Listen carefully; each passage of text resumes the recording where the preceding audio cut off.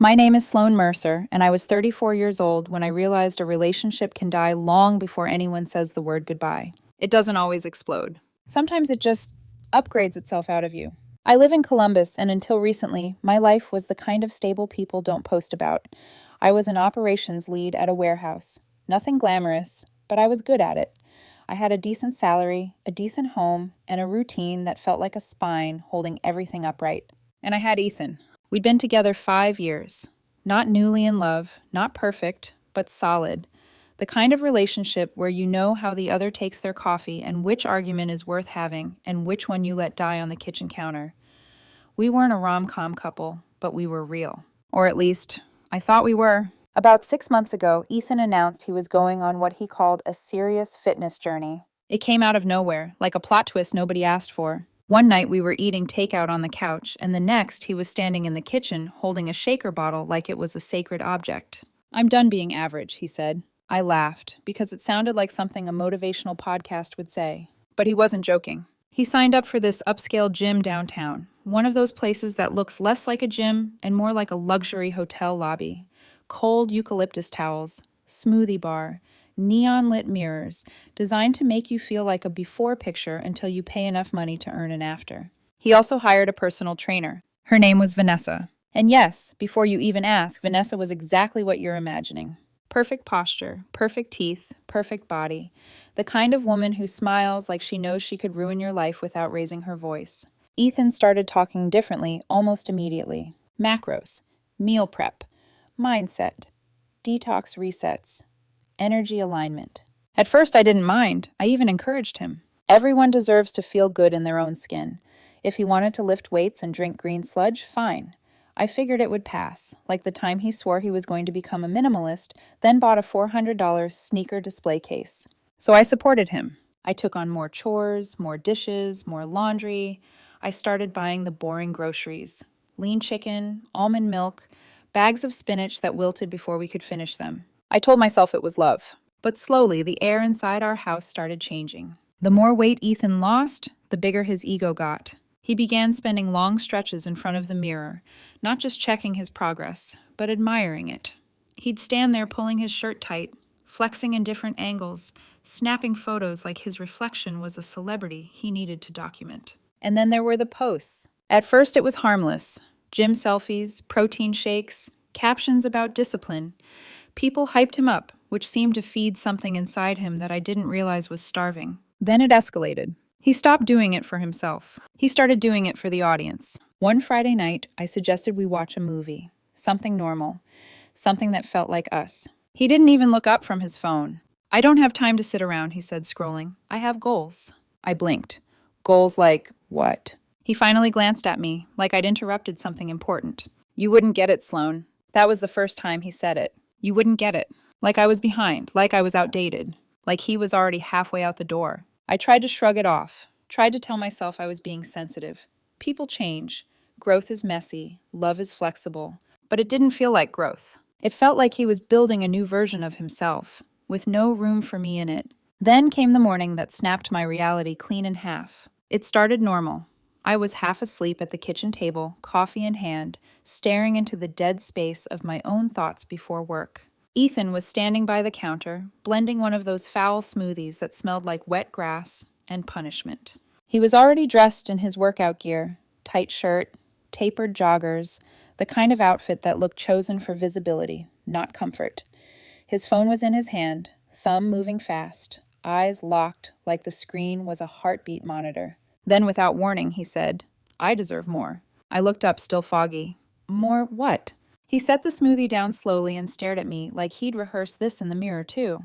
"This relationship is holding me back." I actually laughed. I swear I did, because my brain refused to accept what my ears were hearing.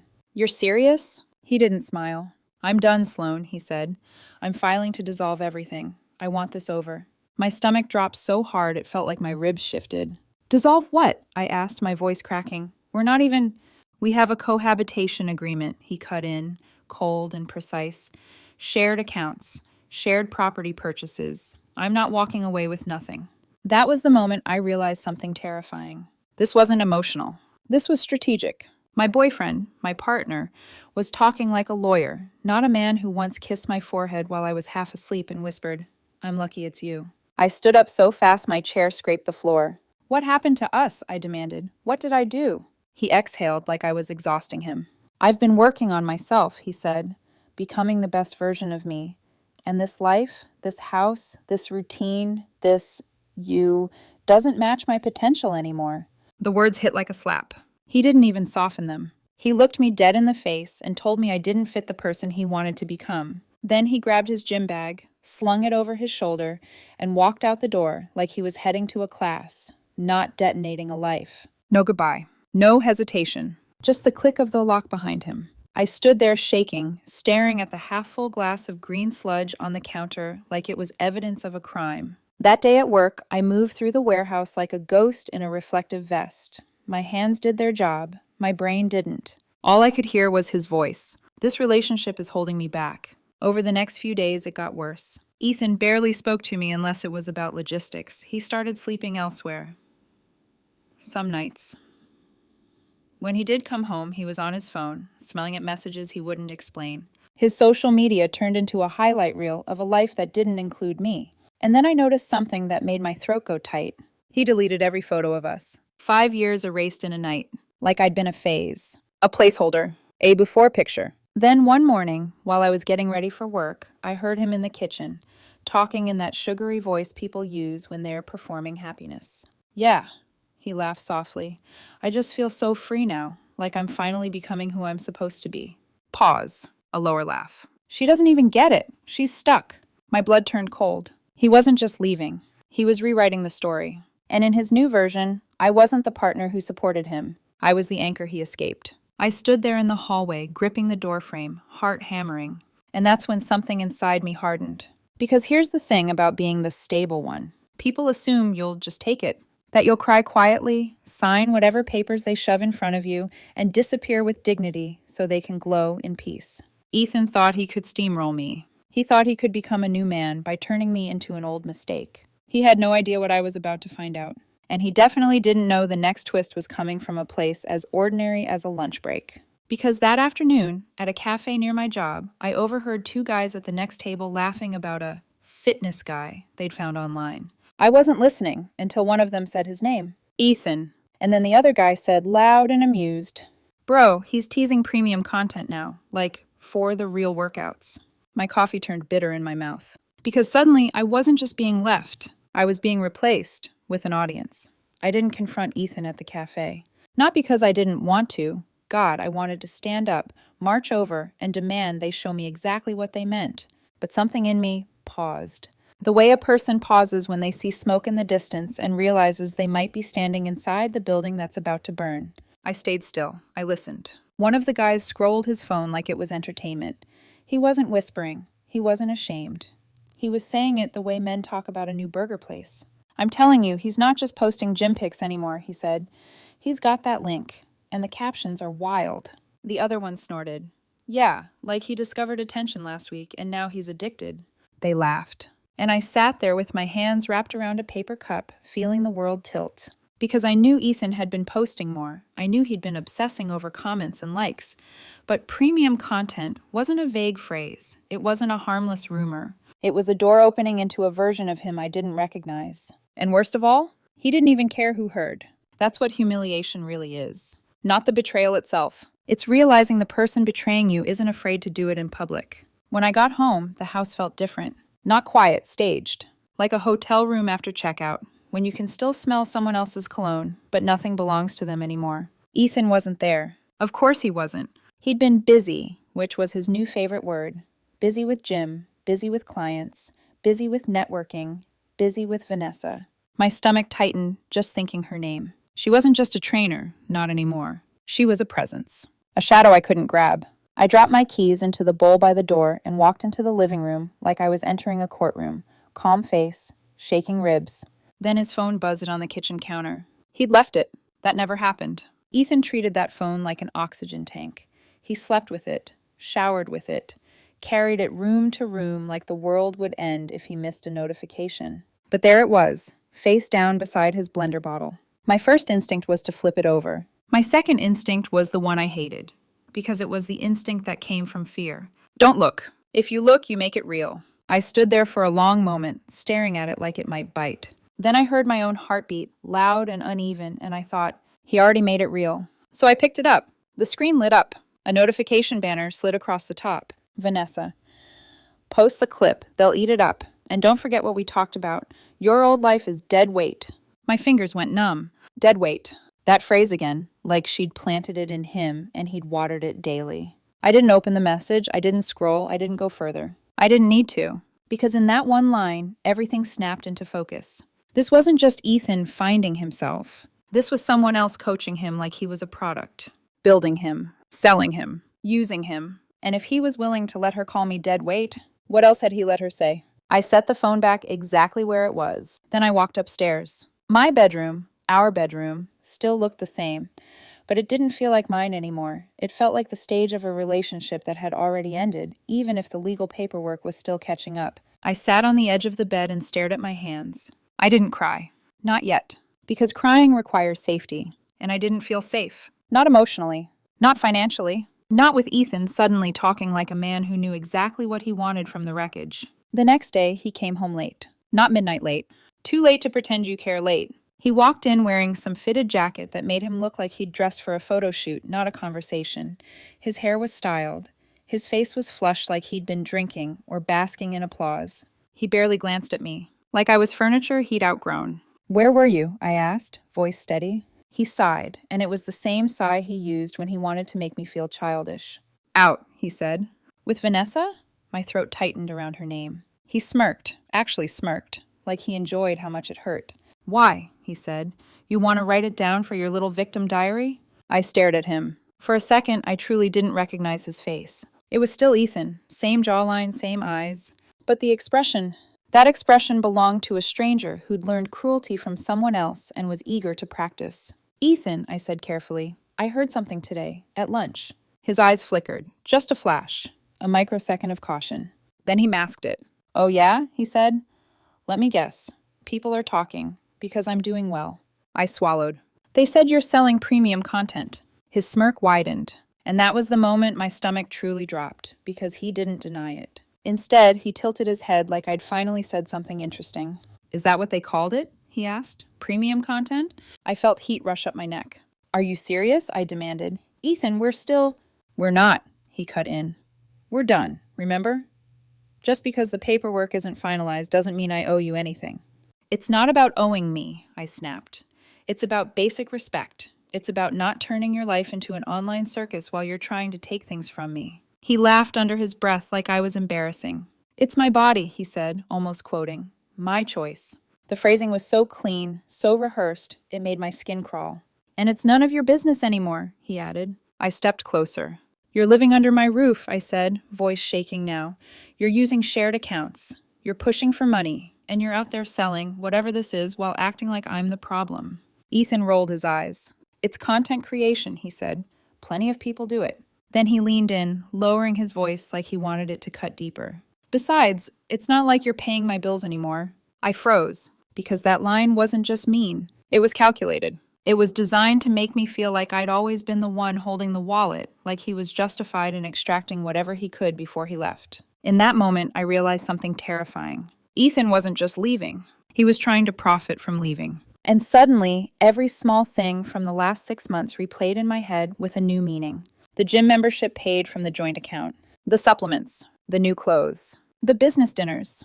The trips he said were networking. It wasn't self-improvement. It was investment. And he expected me to fund his glow-up and his exit. Ethan brushed past me like the conversation bored him and headed upstairs. I stood there alone in the kitchen, staring at the countertop where his disgusting smoothies always sat. My hands were shaking now, not from heartbreak, from anger. I needed facts. Receipts. Because if this was about to become a war, I wasn't going to walk in armed with feelings. That night I called a lawyer. Her name was Marianne Holt. She didn't sound impressed when I stammered my story out in pieces, like I was ashamed to even say it out loud. Instead, she said something that made my spine straighten. "Okay," Marianne said calmly. "First, stop framing this as a heartbreak story. This is an asset and leverage story. Second, do not confront him again without documentation. Third, start gathering everything. Everything. Texts, bank statements, account access logs, shared purchases, timeline of major spending. And then she asked the question that made my mouth go dry. Does he have someone encouraging him? She said. I hesitated. His trainer, I admitted. A woman named Vanessa. Marianne went quiet for a beat. Then, what's her last name? I don't know, I said. Find out, she replied, voice suddenly sharp. Because people like that tend to have patterns. Patterns. The word hit me like a warning bell. After I hung up, I sat in bed with my laptop open and my heart pounding. I didn't search Vanessa first. I searched Ethan, and what I found was worse than I expected. Because in his bio, right under the gym selfies and mindset quotes, there was a link. A clean, polished link. The kind you post when you're no longer pretending this is just a hobby. I stared at it for a long time before I clicked. And when the page loaded, the banner at the top wasn't subtle. It didn't say fitness. It didn't say wellness. It said, exclusive, unfiltered, real access. My throat closed. Because suddenly, the breakup wasn't just about me being replaced by a trainer. It was about me being replaced by the entire internet. And somewhere deep inside, under the shock and humiliation, a colder thought surfaced. If Ethan was willing to sell his image, what else was he willing to sell? I didn't sleep that night. Not the restless kind of tossing where you drift in and out. I mean the kind where your eyes stay open, fixed on the ceiling, replaying every moment of the last 6 months like surveillance footage you didn't know you were recording. Every compliment Ethan brought home from the gym. Every phrase that didn't sound like him. Every time he said you wouldn't get it.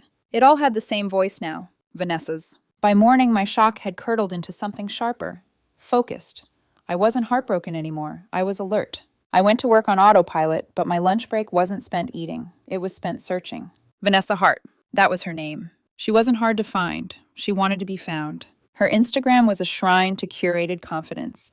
Perfect lighting, perfect angles, captions dripping with empowerment language that sounded supportive on the surface, but controlling underneath. Cut people off who don't match your growth. Your body is your currency. Invest wisely. If they can't keep up, level up without them. I scrolled and felt sick, because she wasn't just training bodies. She was rewriting people. And Ethan wasn't the first. It didn't take long to see the pattern once I stopped looking at her like a trainer and started looking at her like a strategist. Former clients tagged in old photos, then suddenly gone. Men who had once posted about their partners, their amazing girlfriends, their stable lives, scrubbed clean and replaced with Vanessa's rhetoric. New captions, new confidence, new relationships, same script. And in the comments, women I didn't recognize cheering them on like a cult. I sent everything to Marianne. Screenshots, timelines, captions. She responded an hour later.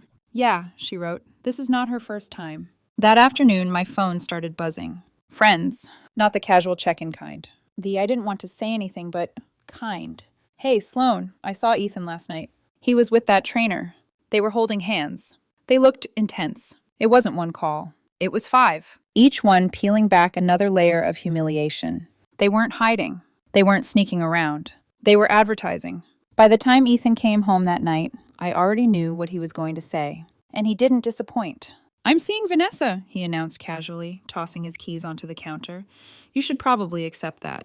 I stared at him.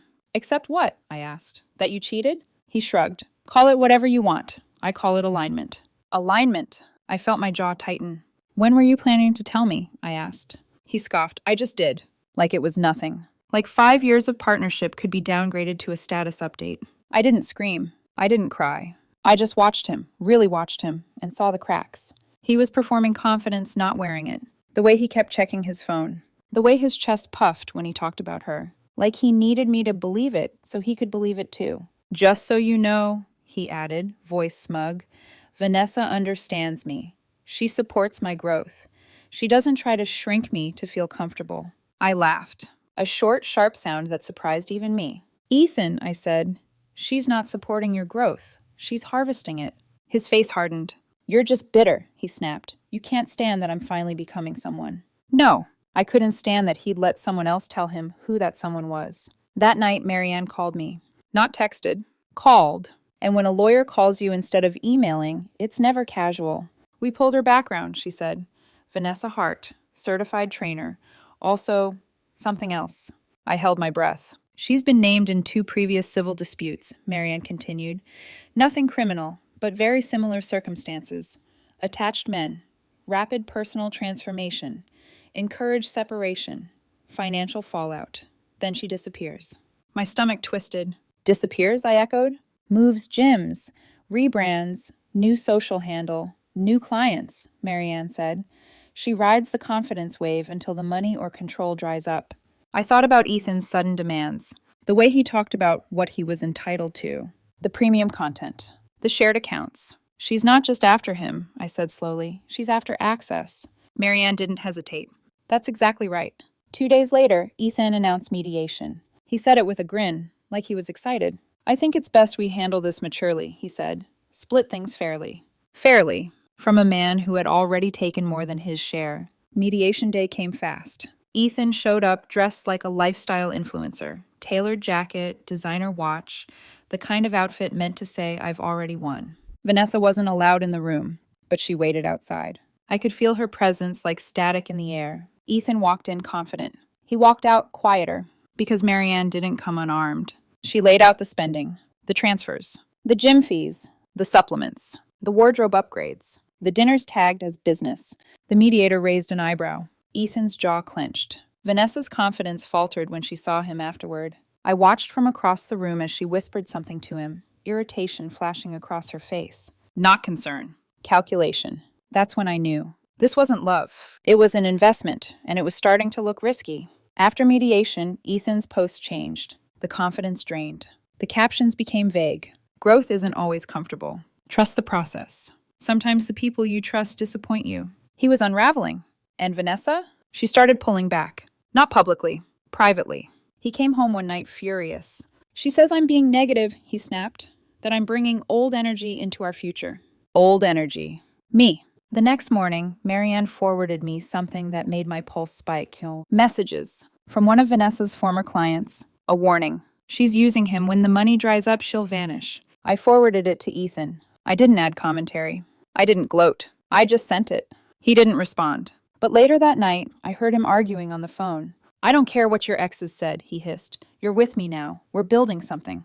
Pause. A longer pause. Then his voice cracked.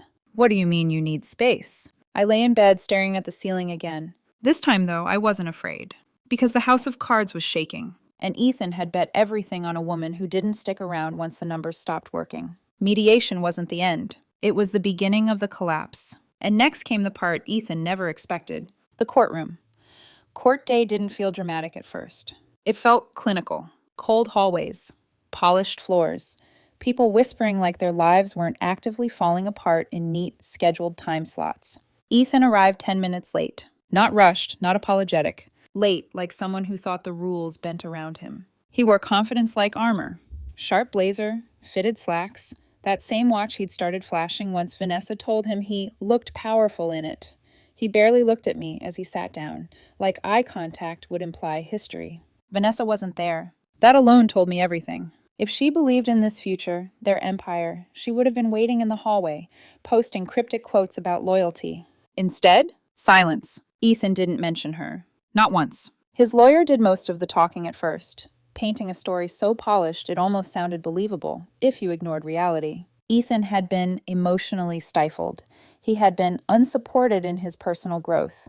He had outgrown a relationship that no longer aligned with his evolving identity. I sat there listening to myself be reduced to a footnote, an obstacle, a phase. Then came the demands. He wanted compensation for shared contributions, reimbursement for career-building expenses, a percentage of equity from my home. My chest tightened. Marianne didn't flinch. She waited. Let them talk. Let them build their fantasy. And then she started. She slid a binder across the table so thick it made a sound when it landed. Receipts. Every transaction from the joint account over the last year. Gym fees, personal training packages, supplements, clothing purchases labeled content expenses, trips marked business development. The mediator's eyes flicked back and forth. Ethan's jaw clenched. Marianne didn't raise her voice. She didn't dramatize. She just said calmly, "These expenses were incurred without my client's informed consent, while my client continued covering household obligations." Then she added, "And that's just the financial portion." Next came the screenshots. Social media posts, time-stamped, showing Ethan publicly celebrating his freedom while claiming emotional distress in private filings. Captions about living his best life. Comments thanking fans for supporting the journey. The mediator leaned back. Ethan shifted. For the first time, I saw it. Fear, not heartbreak, not regret. Fear that the story wasn't landing. Then Marianne dropped the part Ethan didn't know she had. Messages from Vanessa's former client. The warning, the pattern. The mediator frowned. Ethan snapped, "That's irrelevant." Marianne didn't even look at him. "It establishes influence," she said, "and motive." That was the moment Ethan lost control. "This is ridiculous," he snapped. "I'm being punished for bettering myself?" No one answered, because silence is loud when the room knows you're lying. The session ended with no resolution, but it ended with something else. Momentum. Outside the building, Ethan finally looked at me. Really looked. "You're trying to ruin me," he said quietly. I met his eyes. "No," I replied. "You did that yourself. I'm just not cleaning it up for you." That night, his social media changed again. No more confidence, just vague posts about betrayal, about people showing their true colors. And then, 3 days later, Marianne called. "He filed a supplemental claim," she said. "For what?" I asked. She sighed. "Emotional damages." I actually laughed. Out loud. "He says the stress of the relationship contributed to his identity crisis," she continued, "and he's seeking compensation." Compensation. For a crisis he monetized. Marianne wasn't worried, but she was alert. "Court will not be kind to this," she said. "But it tells me something." "What?" I asked. "He's panicking. And panicking people make mistakes." The biggest one came a week later. Vanessa disappeared. No more tags, no more comments, no more appearances. Ethan stopped coming home at night. Then he started coming home early. Too early. Sitting in silence. Scrolling his phone like he was waiting for something that wouldn't arrive. One evening, he finally cracked. "She says she needs space," he muttered. I didn't look up from my laptop. "She says I'm not focused anymore." I still didn't respond. "She blocked me," he whispered. That's when I closed my computer, stood up, and said the sentence I'd been holding in my chest for months. "You weren't building an empire, Ethan," I said. "You were renting confidence from someone who charges interest." He didn't answer, because there was nothing left to say. Court was scheduled for the following month. And for the first time since this started, Ethan wasn't posting. Not motivational quotes. Not gym selfies. Nothing. Silence where his audience used to be. And I knew the performance was over. All that was left was the reckoning. Ethan unraveled quietly at first. No dramatic collapse, no public apology tour, just erosion. The man who once strutted through the house like he was late for a photo shoot now sat on the edge of the couch, shoulders slumped, phone dark in his hand like it had betrayed him personally. Vanessa didn't just need space. She vanished. Blocked, unfollowed, removed. Not just from Ethan, but from the version of herself that had once been so publicly attached to him. Her feed refreshed overnight, and suddenly he was gone. No comments, no tagged photos, no subtle shade. It was like he'd never existed. And I watched it happen from the same house he'd said was holding him back. At first, he pretended it was mutual. "She's just busy," he said one morning, forcing a shrug. "Big clients, new opportunities." I hummed noncommittally while making coffee. Then the truth leaked out in fragments. "She's been distant. She says court stress is bad for her brand. She thinks I'm not in the right headspace." By the end of the week, the mask cracked. "She blocked me," he said one night, voice low, almost embarrassed. "Everywhere." I didn't respond. Because what do you say to a man who finally realizes he was a placeholder too? The irony wasn't lost on me. Ethan had erased me from his life with surgical precision. Deleted photos, scrubbed memories, reframed history. Vanessa did it with one button, and it destroyed him. He stopped going to the gym, stopped posting, stopped dressing like someone was watching. The designer watch disappeared into a drawer. The tight shirts were replaced by hoodies. His confidence didn't deflate. It collapsed inward, like a lung punctured by reality. One night he came home early. Too early. I was in the living room reviewing court documents when he hovered in the doorway like a kid who didn't know how to ask for help. "Sloan," he said. I didn't look up. "I think we rushed into all this." There it was. The line men use when consequences arrive faster than they expected. I closed my folder slowly. "Rushed into what?" I asked. He swallowed. "Ending things. Going nuclear. Maybe. We should have talked more." I finally met his eyes. "Talked about what?" I said calmly. "You told me I didn't match your potential. You said I was holding you back." He winced. "I was under a lot of influence," he muttered. I almost laughed. Influence. Like he hadn't made every choice with full confidence and an audience cheering him on. "I had good intentions," he said. "I just got distracted. By validation, by ego, by a woman who treated him like a product. You didn't get distracted, I replied. You made decisions. He looked at the floor. I don't know who I am without all of it, he admitted quietly. And for a brief second, a dangerous second, I felt something flicker. Not love, not pity, recognition. Because identity loss is terrifying. But then I remembered the cafe, the premium content, the dead weight comment, and the flicker died. Court was 2 weeks away. Marianne was thorough, relentless. She uncovered emails Ethan never thought mattered. Messages where he bragged about leveraging the breakup and joked about using settlement money to rebrand full-time. One message made my hands go cold. A draft note he'd never sent. Once this is finalized, I can finally fund the life I deserve. The life he deserved. Paid for by me. That night, Ethan tried again. Different approach. No ego, no confidence, just desperation. I don't have anyone, he said, standing in the kitchen doorway. Vanessa was everything, and now she's gone. I leaned against the counter. She was never yours, I said. She was using you. He nodded miserably. I see that now. Too late. He stepped closer. Can we at least be civil, he asked. Maybe start over? There it was. The real request. Not reconciliation. Rescue. I straightened. No, I said. You don't get to burn the house down and then ask to sleep in the ashes. His face crumpled.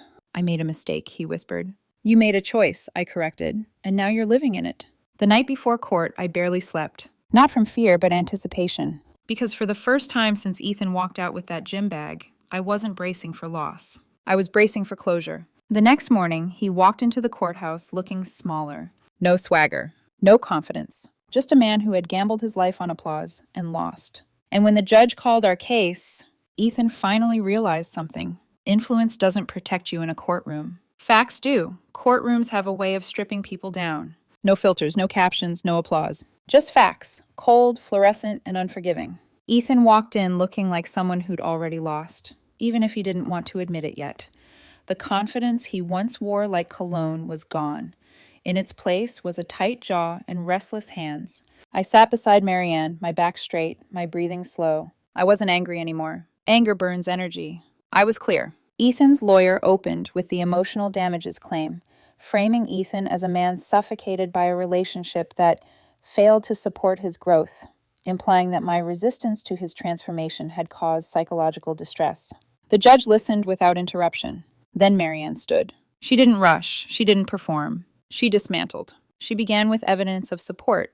Texts where I encouraged Ethan's goals, offered to cook healthier meals, rearranged my schedule, suggested shared fitness activities to stay connected. Then she moved to finances. Bank statements projected on the screen. Gym memberships, trainer fees, clothing labeled content expenses, supplements, trips, all paid, partially or fully, from shared funds, while I covered rent, utilities, insurance, daily living costs.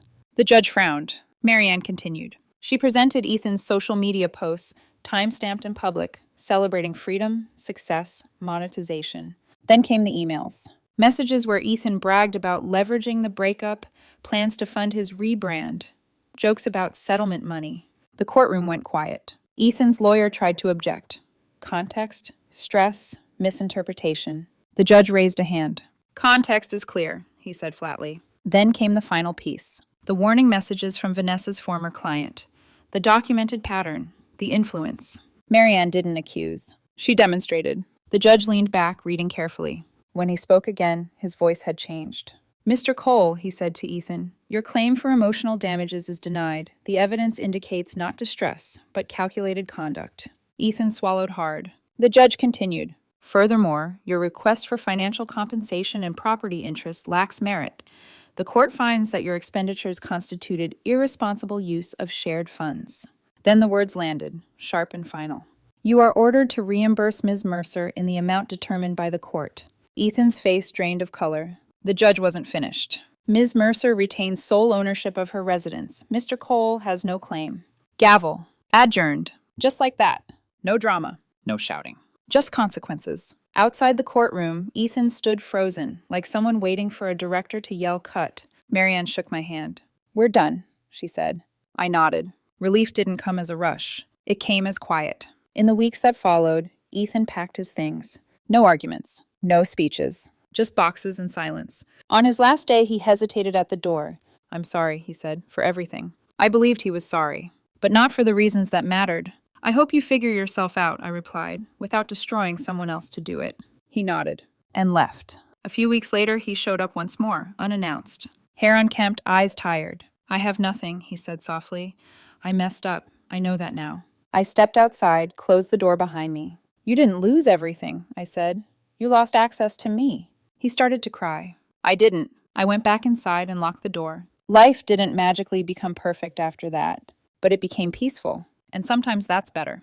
Because I learned something I wish I'd known earlier. Not everyone who glows is growing. Some people are just burning bridges in better lighting.